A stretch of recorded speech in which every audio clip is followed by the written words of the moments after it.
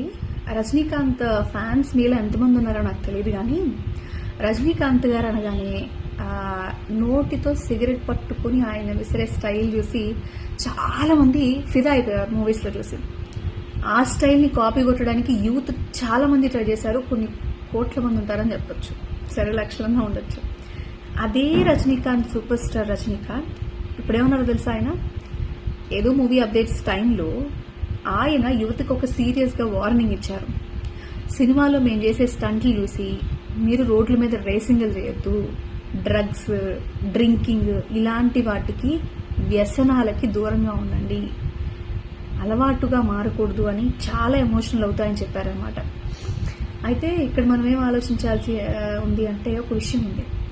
బేసికల్గా silver screen మీద మ్యాజిక్ని ఇష్టపడే అభిమానుల అనేది ఒక పాయింట్ అయితే, అంత వయసు, చాలా పెద్ద వయసు కదా, సో ఆయనకున్న బాధ్యతకి గౌరవించే వాళ్ళు ఎంతమంది అనేది ఒక పాయింట్.